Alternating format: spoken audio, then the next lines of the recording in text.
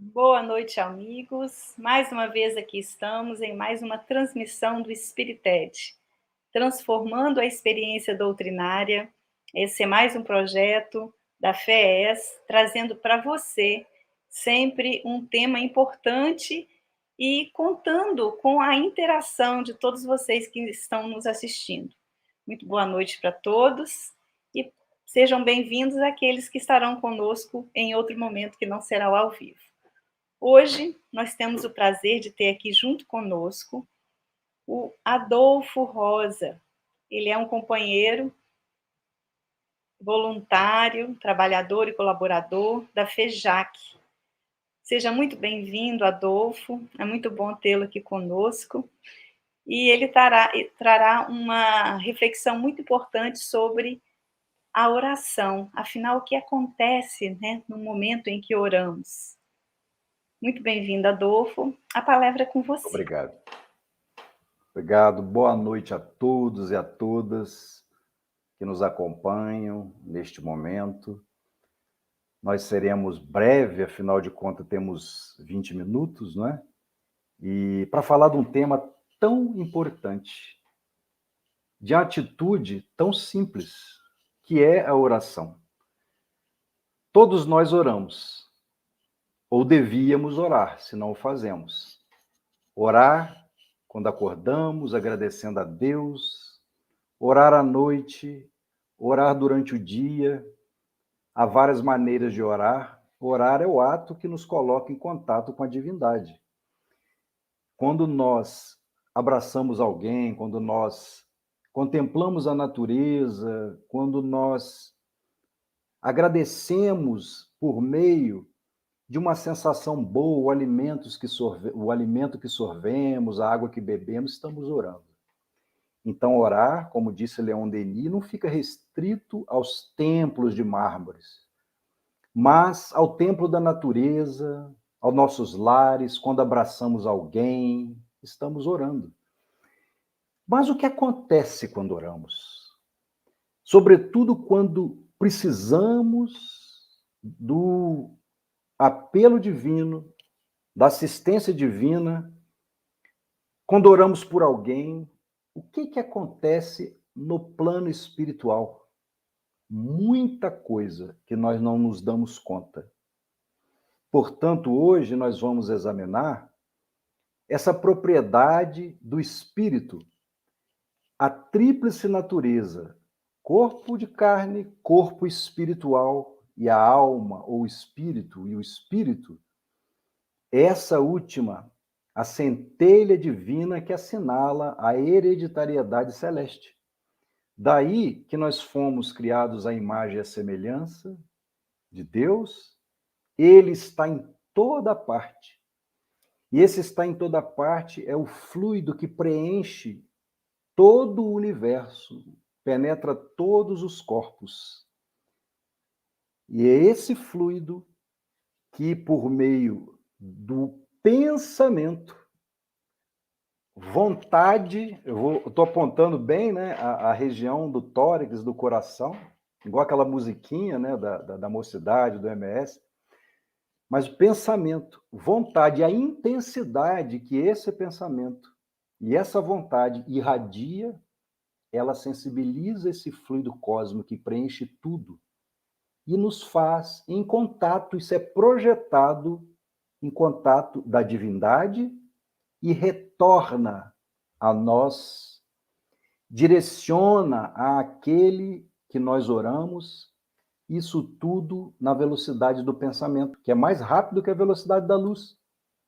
E esse pedido, esse agradecimento, esse ato de louvor, de reconhecimento da glória celeste, provoca luz, luminosidade, provoca harmonia, né? Enseja a harmonia dos ambientes. Muito bem.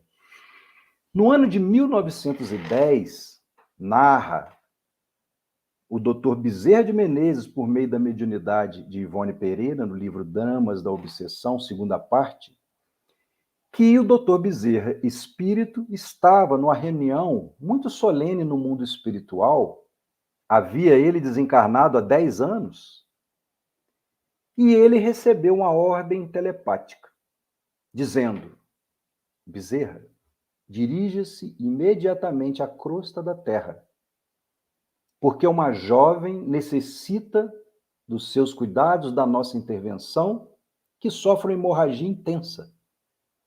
E se não tiver a nossa intervenção, ela irá retornar à pátria espiritual antes da hora programada. O doutor Bezerra despede-se, ele estava ouvindo uma palestra de Leon Denis no plano espiritual. Ele se despede.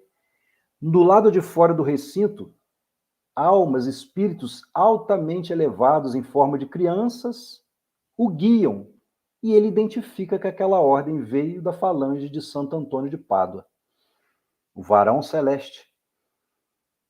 Dirige-se o doutor Bezerra de Menezes à atmosfera terrestre, já penetrando, porque ele recebera uma ordem de chegar a uma cidade X do litoral do Rio de Janeiro, na Casa X, Rua Tal.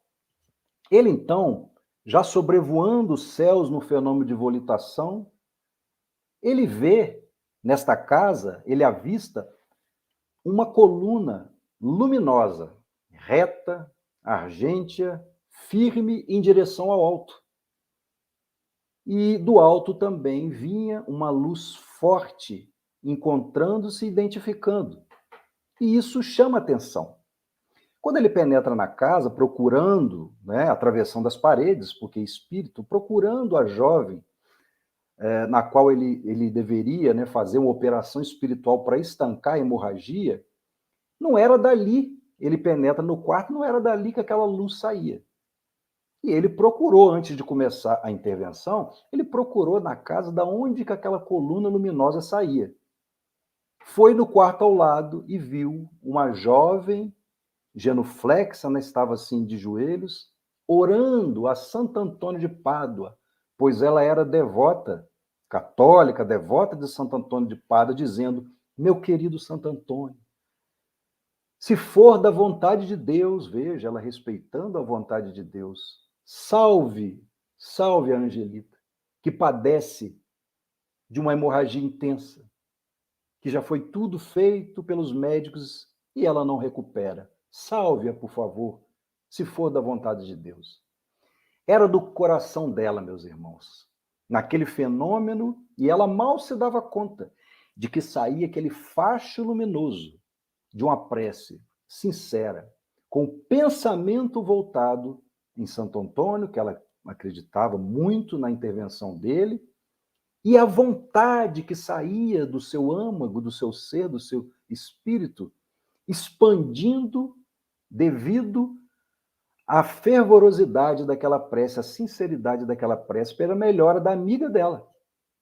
E essa prece foi, com esse fenômeno autêntico de magnetismo luminoso, que chamou a atenção da espiritualidade superior e chegou até essa falange de Santo Antônio de Pádua. E Santo Antônio de Pádua valeu-se dos préstimos do doutor Bezerra de Menezes, que era o médico espiritual, para atendê-la. Veja, o doutor Bezerra estava ali antes mesmo dela terminar a prece. Então, como narra no capítulo 14 de A Gênese, quando fala das propriedades do fluido, da fotografia do pensamento, logo mais adiante, no capítulo 15, que fala das propriedades do perispírito, essa tríplice natureza em contato com o fluido cósmico faz, por meio do nosso pensamento, vontade e a intensidade, chegar até a divindade e voltar até nós. E quando oramos por alguém, refletindo e direcionando àquele a quem oramos, numa fração incalculável de segundos, porque é instantânea a velocidade do pensamento. Dr. Bezerra estava ali, fez a operação espiritual e havia um médico terrestre ali que já tinha feito de tudo e disse: só um milagre de Deus. Ele termina a operação e a hemorragia é instantaneamente cessada. Muito bem. Então nós vemos, por meio desse caso autêntico, que uma simples oração, o mecanismo dela, sinteticamente narrado, move montanhas, como Jesus falou. Por isso que a todo tempo pedi e obtereis. Batei a porta e ela abrir-se-vos-á. Quando nós pedimos, por meio da prece, ou nós agradecemos, enfim, vem o que Deus entende melhor para nós, não é? Então não adianta a gente pedir qualquer coisa, porque é como às vezes um filho pede, eu não quero tomar banho, não me dê banho, papai, não me dê banho, que a água está fria, mas precisa. Ah, eu não quero escovar dente, não deixa eu escovar dente, não. Preciso escovar. A resposta contrária ao nosso desejo, né, muitas vezes é uma resposta que nós achamos, né, muitas vezes achamos que Deus não está atendendo, Deus não está ouvindo as nossas preces. Mas não existe nenhuma prece sem respostas. Todas as preces têm resposta. O que Deus manda, como diz no Evangelho segundo o Espiritismo, é coragem para a gente atravessar uma provação, uma expiação, é a luz, ou seja, ideias para nós resolvermos certos problemas que aparentemente não têm solução. Daí Miramês dizendo, né, que não há problema sem solução, nem dificuldades que não se resolvam quando nós caminhamos com aquele que é o caminho, a verdade e a vida. E é verdade. Quando nós sabemos esperar e que Deus enxerga onde nós não enxergamos, ele olha muito mais para o espírito que para o corpo. Às vezes uma doença é muito necessária para nos corrigirmos e nós pedimos a cura. Ele diz, se eu te curar, você vai voltar a delinquir. Pela doença, pela dor, a sua sensibilidade da alma está à tona o tempo todo, então você vai enxergar o que é realmente melhor. Então nós temos que lembrar, não é, da nossa atitude de criança infantil em relação à sabedoria dos pais que querem o melhor e muitas vezes contraria. Coisas simples, oração simples, por meio de um pensamento. Deus ouve o coração. Quantidade de palavras, palavras belas, não importa. O que importa é o que realmente sai do nosso coração. Numa certa ocasião, numa casa espírita, participava pessoas na reunião mediúnica e veio um espírito de uma mãe, no final, agradecer, pedindo para transmitir o agradecimento a um dos frequentadores da casa. E aí foi perguntado, mas por quê? Porque ela ajudou a salvar o meu filho. Mas como? Então ela contou resumidamente o seguinte, coisa que às vezes nós esquecemos de fazer, coisa simples, que é a oração por alguém. Nesses ônibus de praça que às vezes a gente vai, ou no trânsito, que fica tudo, né, congestionado, às vezes em Vitória, aí vai, aí anda um pouquinho, aí depois de 10, 15 minutos chega no acidente, às vezes tem um SAMU ali parado, né, a ambulância, e um corpo às vezes estendido no chão. Pois é, era uma dessas ocasiões. Numa dessas ocasiões, meus irmãos, havia um corpo estendido no chão e aquele monte de gente em volta, curiosos, porque era dentro da cidade de Vitória, vendo um corpo ali sendo atendido. Muito bem. No plano espiritual, o que se passava? Se passava que aquela perturbação geral de todos os presentes, sem ninguém endereçar uma prece para aquele jovem que estava ali, dificultava, já que ele havia desencarnado no acidente, dificultava o trabalho dos médicos, dos socorristas espirituais, para desatar os laços fluídicos que prendem o corpo, né, ao espírito, ou o perispírito ao corpo. Precisa de uma operação de desenlace. Eles não estavam conseguindo, por causa da densidade de fluido pesada, já não chega o ambiente, né, de uma cidade grande que é pesado, daí que nas obras de André Luiz, por exemplo, os mensageiros, etc., os missionários da luz, mesmo no nosso lar, naquelas incursões que André Luiz fazia aqui no plano terrestre, ele precisava se afastar um pouco para a região rural, né, ou para a beira do mar, para recobrar os fluidos, quando não fazia dentro de uma casa espírita, que ele entrava imediatamente e via que o ar que respirava espiritual era muito mais leve. Pois bem, então eles não conseguiam. E a mãe desencarnada estava ali para levar o jovem para as moradas, né, para a casa espiritual dela, e não conseguia. e já estava em aflição. Eis que chega no ônibus de praça, estava essa frequentadora da casa, que viu a cena do acidente e direcionou uma prece silenciosa, ali mesmo, de dia. Ó, meu Senhor, né? Abençoe esse jovem, né? Cerque ele de cuidados. Abençoe a família dele que deve estar angustiada. Que ele seja salvo se for da sua vontade. Ampare-o se ele tiver que retornar para a pátria espiritual. Creio que ela deve ter feito uma prece nesse sentido. Nesse momento que ela fez uma prece, narra a mãe dela, espírito, que uma redoma de luz cercou o ambiente onde estava havendo o socorro dos médicos do SAMU e também dos médicos espirituais. Um socorrendo o corpo de carne e osso, né? Nosso corpo de carne, e o outro desenlaçando os laços espirituais. A prece dela permitiu que os benfeitores concluíssem com rapidez a operação de desenlace e ele foi entregue, o perispírito, o corpo espiritual dele, né? Ele foi entregue aos braços da mãe. E ela voltou para agradecer.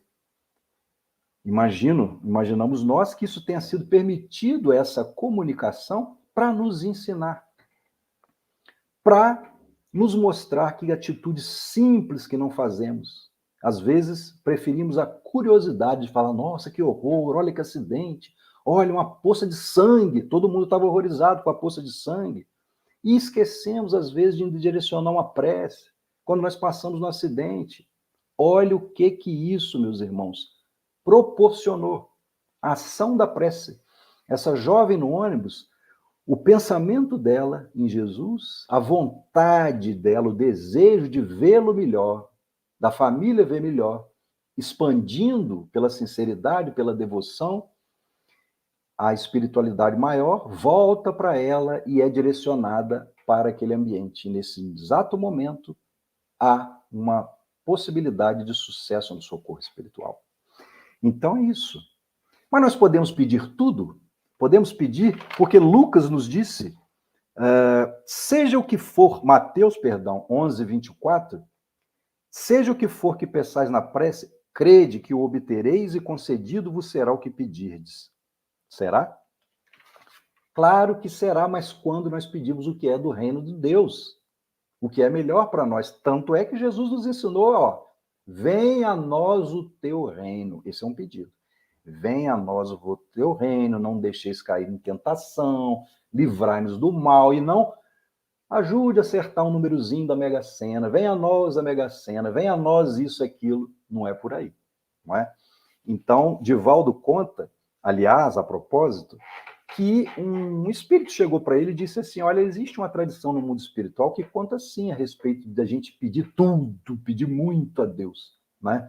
Uma alma ali estava inquieta, aquela que desejava saber qual era o tempo, né, a dimensão do tempo para Deus. Então ela falou assim, ó, meu Deus, eu não tenho noção exata do tempo para o Senhor. Para o Senhor, quanto que representa 1 trilhão de anos? Deus respondeu, 1 segundo.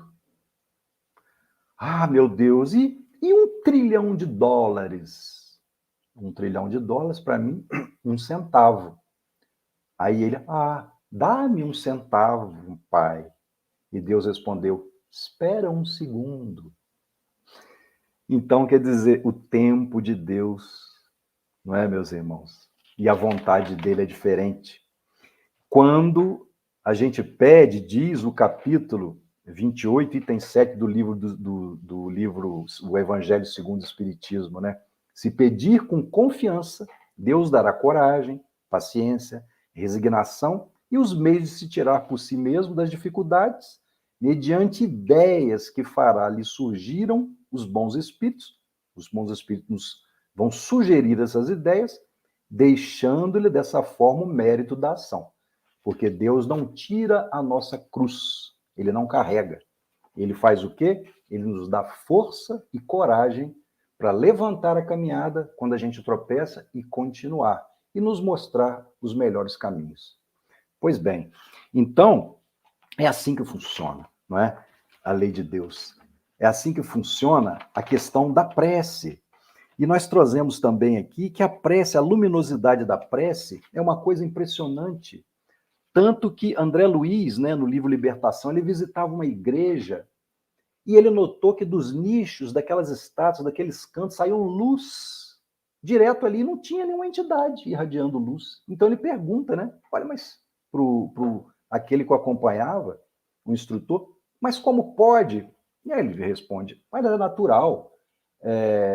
De anos, com o passar de anos e décadas, as orações dos devotos, dos fiéis, sinceras, fizeram que a luz que irradiava do seu espírito impregnasse os objetos. É natural agora que os objetos que absorveram essa luminosidade fiquem resplandecendo luz. Então nós somos luz. E lembremos-nos que depende muito do nosso mérito também, não é?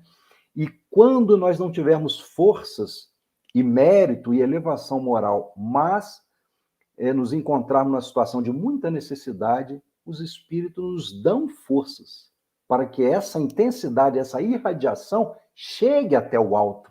Isso é registrado no livro dos médiuns. Nós lhe daremos as forças necessárias quando a pedirdes e necessitardes, mesmo que temporariamente. Né?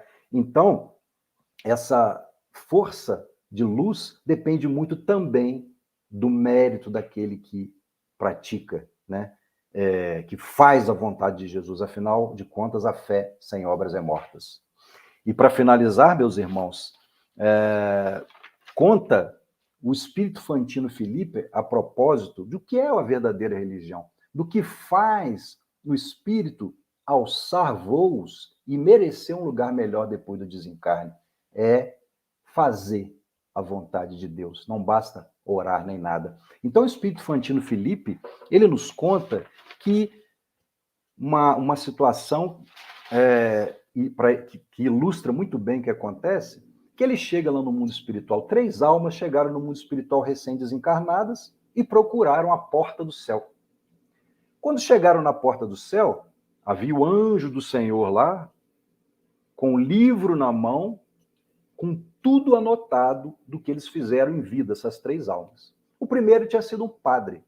E aí ele pergunta, pois não, Ezequiel, vejo que você, professor, não é? Você usou a batina como padre na igreja católica? Ele, sim, com muito orgulho. Rezei 500 e tantas mil missas, distribuí mais de 1.500.000 hóstias, absorvi mais de 543 mil pessoas do pecado por meio da confissão, que eu as ouvi, e logo mereço o céu. E o anjo disse, no entanto, vejo-te de alma e de corpo espiritual obscuro, porque não fizestes o que pregastes. O próximo, e deixou ele num canto. O próximo, aí veio o outro que tinha sido um pastor das igrejas reformadas, um pastor protestante. Ezequiel, que aliás era Ezequiel, era esse, o pastor. Vejo que você vem das igrejas reformadas, sim, com muito orgulho, sei a Bíblia de cor e salteado. Expulsei os pecadores do templo. Ali não podia entrar pessoas de má vida. Pois é, meu irmão, disse o anjo, mas onde havia oportunidade de acolhimento, você não aproveitou e os expulsou, só recebia pessoas sem problemas. Lembra que Jesus vivia no meio das prostitutas, dos ladrões, de gente de má vida, porque ele disse que ele somente os doentes é que precisam de médico, e ele era o médico das almas. O próximo. E aí veio o outro que estava ali e perguntou, você, meu irmão? Aí esse terceiro disse, eu? Não. Eu estava passando aqui de curiosidade e vi. Mas eu nem acreditava em Deus. Eu sei que eu não mereço o céu, porque eu não acreditava nem em Deus quando eu vivia. Eu era mendigo e vivia pedindo. E passei a dividir, quando muitas crianças passaram a habitar debaixo do viaduto junto comigo, tudo que eu pedia, eu dividia com elas. Porque eu não tinha o que comer, o que tratar, e eu vi que elas precisavam mais ainda, porque estavam ficando doentes. Então, eu sei agora, aqui, que Deus é o Senhor de tudo, mas que eu não mereço o céu. E aí o anjo disse, basta, entre. Isso basta, entre. Aí os outros dois, o padre, né, o pastor, mas como? Como? Ele nem tinha religião, nem acreditava em Deus, mas fez a vontade do Pai. E aí ele disse assim, Jesus não disse que aqueles que acolher cada um desses pequeninos e fizer a vontade do Pai merecerá o reino dos céus? Pois bem, vocês dois falaram, mas não viveram o que pregaram. Volte para a terra em uma nova existência e vivam, façam o que vocês pregaram e o que vocês aprenderam. Então é assim, meus irmãos, que funciona, não é? A lei de Deus. Diz Emmanuel que o maior dos nossos advogados é o bem que fazemos ao próximo. E não temamos as trevas. Oração é luz. Vocês já viram alguém abrir um quarto escuro de dia que estava fechado, bem escuro, e a escuridão sair? A escuridão não sai. A claridade que entra. Só entra a claridade. Assim é o coração do homem, os nossos corações. Aquele que está em trevas é porque falta-lhe luz. E a oração faz com que a luz chegue. E um dia, mais cedo ou mais tarde, ou pela lei do amor, ou pela lei da dor, a luz penetrará, né? Então, que Jesus nos abençoe, nosso tempo é curto de exposição, e estamos à disposição aqui agora para eventuais perguntas, né? Muito bem. Muito obrigada, Adolfo, por essa primeira parte, apontamentos muito importantes, reflexões muito legais. Nós temos algumas perguntas, e eu vou começar com a pergunta da Mari. A Mari, ela coloca uma comparação entre um espírito desencarnado fazendo oração e um espírito encarnado. Então, ela diz assim: os espíritos desencarnados recebem de maneira mais fácil as vibrações das preces, se comparadas com os encarnados? Então, no Livro dos Espíritos há uma questão semelhante, que fala que a prece chega a qualquer um na velocidade do pensamento, em qualquer lugar que a pessoa se encontre, encarnado ou desencarnado, né? Até porque os eflúvios da prece são absorvidos pelo corpo espiritual. Pelo corpo espiritual. E o espírito encarnado, ele tem o corpo espiritual. Não é? Então, ele absorve. São energias muito sutis que ele absorve. Né? Então, chega de igual para igual. Percebe da mesma forma, segundo, né, se extrai dessa resposta aí. Tá? Eu não me lembro a pergunta de cor. Tá? Mas chega de igual para igual. Inclusive no Evangelho segundo o Espiritismo, que fala com mais detalhes naquela parte lá no final de preces, pedi e obtereis, né? Lá, viu? De fato, né? Nós somos espíritos, estamos encarnados. Então, né? É uma premissa anterior o corpo espiritual.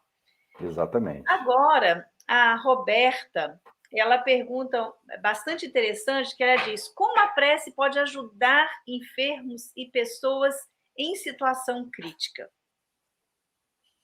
Então, nós vimos naquele caso que eu contei no início, foi um exemplo, que a pessoa, a jovem estava com hemorragia, né? Isso é narrado em Dramas da Obsessão, ela estava com hemorragia intensa e a vizinha dela ali fez uma oração de tal forma que o coração dela projetou uma luminosidade que chegou instantaneamente, né, àquele que ela dirigia a prece. Quando nós dirigimos a prece a Deus, a Jesus, ele ouve e manda, envia de imediato, né, o auxílio espiritual. Esse auxílio ele pode chegar com os anjos da terra que estão encarnados, chegar um vizinho, chamar um médico, um parente, e também espirituais, como esse caso que o doutor Bezerra de Menezes veio e fez uma operação espiritual. Mas veja, nem toda doença, tá, é uma doença verdadeira. A doença verdadeira é o mal que ainda carregamos em nossos espíritos. Às vezes a gente está passando por uma enfermidade que vai ser a cura para a nossa alma, para nossa alma. Então, às vezes a gente pede uma cura e Deus fala assim, não, não, a sua alma precisa dessa enfermidade aí, para elevar-te, tá? Em 10 ilustrações tem muitos casos assim, né? Agora você me fez lembrar uma coisa engraçada que ocorria na nossa casa espírita. Há alguns anos atrás, existia uma equipe que às vezes fazia visitas a hospitais a pedido das pessoas. E aí era batata, né? Fazia-se a prece e aquela pessoa que estava naquele estado acabava desencarnando. Então as pessoas falavam: puxa vida, faz a prece. É lógico que a gente sabe, mas às vezes a pessoa precisava, era daquilo mesmo, né? O que você gostaria de comentar sobre isso? Porque a gente pede uma coisa e acontece uma outra coisa. Exatamente. Nesse caso que você falou, no próprio Evangelho segundo o Espiritismo, fala assim, olha, quando a gente ora, e a pessoa às vezes desencarna em vez de melhorar, não é? É porque já deu tempo dela aqui na Terra. E a Terra, como fala lá mesmo no Evangelho segundo o Espiritismo, né? É comparada a como se fosse uma prisão, uma penitenciária, um hospital ou um sítio malsão.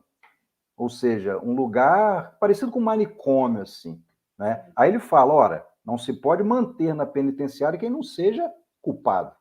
Nem no hospital quem esteja doente, nem num sítio, num manicômio, quem não seja louco, certo? E você já viu algum preso pedindo para continuar preso quando ele já cumpriu a sentença? Então, quando a gente ora e ele volta, o espírito está liberto, está livre daquilo, né? Ele chega lá do outro lado, numa situação muito bem, e muitos diziam que se desprenderam, voltaram, sonharam que estava lá e não queriam voltar.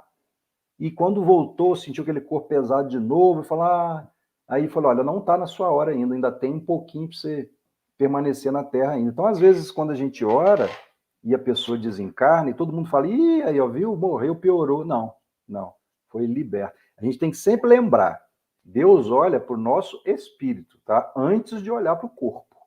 Então, muitas vezes, ele nos cura do corpo porque a gente ainda precisa ficar aqui, nessa prisão, cumprindo alguma pena ou aprendendo mais nessa escola, né? Mas quando retorna assim é porque já deu tempo, né? É verdade, a gente sabe disso. É. Agora eu gostaria de focalizar num outro aspecto, que é a pergunta da Brenda. Ela pergunta assim: será que no futuro a oração será considerada como um tratamento terapêutico na medicina tradicional? Qual a sua opinião? Já existe pesquisas americanas, né, das universidades americanas, de grupo de pessoas que foram submetidas à oração e outras que não. E o resultado surpreendente, né, que essas pessoas se curaram mais rapidamente. Se curaram mais rapidamente, ficaram mais calmas, etc. e tal. Então, inclusive, eles chamaram, tá, grupos de pessoas de várias religiões para orar por elas, tá? E constataram que pessoas que oram mais, que são mais religiosas, tendem a sofrer menos e a ter um tempo menor de internação, tá? Então, existem estudos nessa área já desenvolvidos, tá? Para incorporar, por exemplo, o aspecto religiosidade, que aí entra a oração, né, no meio, como terapêuticas, como terapêuticas. Eu não conheço, assim, alguma universidade que já tenha colocado na tábua de matérias, tá? Mas existem trabalhos, aí, inclusive nas universidades brasileiras, sobre a ação da prece no tratamento como terapia suplementar de várias doenças, já existe. É verdade. Eu, inclusive, lembro de uma pesquisa que eu acho que eu devo ter escutado isso em alguma jornada da AMES, que falava em uma pesquisa de fato realizada, onde os grupos de pessoas que oravam eram divididos assim: os doentes eram pessoas assim crentes, né, que acreditavam e sabiam que aquela prece estava sendo feita para eles naquele determinado momento. Um outro grupo que não sabia, ou um outro grupo que era uma pessoa espiritualizada, mas não foi informado. Então, em cada um desses grupos existiu respostas diferentes, mas que em todos os grupos houve uma melhora significativa. Né? Eu achei bem interessante isso, não me lembro o nome Exatamente. do artigo agora. Uhum. Então, agora eu queria falar sobre um comentário de uma amiga nossa, que é a Suzana Loureiro. Ela escreve assim: suas palavras são consoladoras, Adolfo. Meu marido desencarnou há 15 dias, aos 68 anos. E ela complementa: e nossa comunidade espírita Esperança, eu acho, inteira orou por ele. Então, tenho esse entendimento também, que ele cumpriu sua missão aqui. Com certeza, com certeza. E por meio da oração, do pensamento, nós podemos conversar, nós podemos encontrar com nossos entes queridos que já se foram, não é? Pedindo a Deus que durante o sono, se for possível, a gente nós nos encontremos com eles. Às vezes não vamos acordar, não vamos lembrar de encontros, de detalhes, mas vamos acordar com o peito cheio, com alívio, com uma serenidade, né? Uma serenidade, uma coisa que inexplicavelmente vai acalmar a nossa saudade, vai fazer a gente ficar mais ligada no mundo atual, sem estar pensando muito assim naquelas partes, né? Do período de sofrimento, etc. Tal, que a gente não deve, por exemplo, fixar o pensamento nos momentos que a pessoa estava sofrendo, doente, ou que passou mal e depois desencarnou. Mas nos momentos que vivemos bem, né? Nos momentos de felicidade, de alegria, porque a pessoa, olha, ouve lá, todos escuta no seu coração e na sua mente todos os nossos choros, os nossos lamentos. O Espírito sente. Por causa dessa transmissão que nós explicamos. O fluido cósmico é como se fosse uma linha telefônica, né, de contato direto. O que a gente fala, pensa, o Espírito ouve. Não é? O Espírito ouve. Nos mensageiros mesmo tem, né? André Luiz visitando ali uma família que ele fala que o pesadelo que achou que era da janta que ele comeu, mas era do velho Barbosa. Ele estava falando do amigo dele que vivia junto, e ele, na janta, com a família, começou a falar mal, né, desse Barbosa, que era amigo dele. E aí, no desprendimento, Barbosa estava ali. E quando André Luiz chegou ali, não me lembro se foi com o Alexandre ou com o Gúbio, chegou ali e viu a entidade. Aí ele perguntou: o amigo por acaso é parente, né? E seu espírito estava ali, um espírito com aparência mais escura. Eu falei: não, não, não. Eu e o fulano somos velhos amigos, mas é que durante a janta ele falou coisas de mim a meu respeito que absolutamente eu não fiz. Já não chega que eu estou sofrendo aqui, então eu vim esclarecer para ele. Eu vim tirar satisfação. Cara, eu não fiz isso não que você falou e tudo. Olha, hein, uma simples conversa na janta, o espírito lá, não sei onde que ele estava, nas regiões do umbral, ouviu e veio tirar satisfação com o amigo dele. Então a gente tem que ter muito cuidado que a gente fala da pessoa que está ausente, seja encarnada, seja desencarnado, principalmente desencarnado, que eles ouvem lá. Assim como nós endereçamos, quando a gente endereça bons pensamentos, né? É por isso que Jesus falou assim: não julgueis para não ser julgados, porque a coisa volta, tá? Pensamento. Então a gente tem que ter muito cuidado, né, com o que a gente fala. Verdade. A ligação, você não precisa fazer ligação, a ligação é instantânea, né? É Instantânea. mais rápida que 5G, digamos. É verdade, é verdade. Muito bem, Adolfo. Nós já estamos assim nos nossos momentos finais. Eu convido você agora para encerrar com aquilo que você gostaria de deixar como mensagem final e já agradecemos enormemente a sua participação entre nós. Cara, eu que agradeço. Eu vou, numa reflexão, passar uns slides, né? E para a gente pensar na grandeza de Deus quando a gente endereça uma prece para Ele e a gente acha que o nosso problema é tão grande e às vezes tão impossível de resolver e esquece do tamanho de Deus, né? Então vamos lá. Pode projetar na tela aí. Nós temos aqui, então, olha, para refletir, o tamanho dos planetas, né? Pode até fechar a nossa imagem aí para isso. O tamanho dos planetas. Nós temos a Terra aqui, pequenininha aqui, ó, atrás, né? Bem pequenininha aqui, que está aqui atrás, comparado com, por exemplo, o maior planeta, né, do Sistema Solar, que é Júpiter. Vamos nos afastar mais ainda. Olha a Terra que pequenininha, hein? Agora nós estamos na distância de visualizar o Sol. Olha o tamanho do planeta Terra. Esse pontinho aqui que está aqui atrás, Júpiter, esse aqui, ó. Olha o tamanho da nossa estrela, do Sol, que é uma estrela de quinta grandeza, né? Tudo obra do Criador. Vamos nos afastar mais ainda. Esse aqui é o Sol, é a nossa estrela, comparado com outras estrelas maiores, como Pollux, como Arcturus. Olha o tamanho do Sol. Vamos mais longe ainda. Agora nós temos o Sol, um pixel aqui, ó, esse pontinho, comparado com outras estrelas. Olha Arcturus, que era aquela estrela anterior, ó, desse quadro aqui. Olha o tamanho de Arcturus do Sol. E quando nós partimos, olha Arcturus desse tamanhozinho comparados com Betelgeuse e Antares, que são estrelas maiores, de primeira grandeza. Vamos além.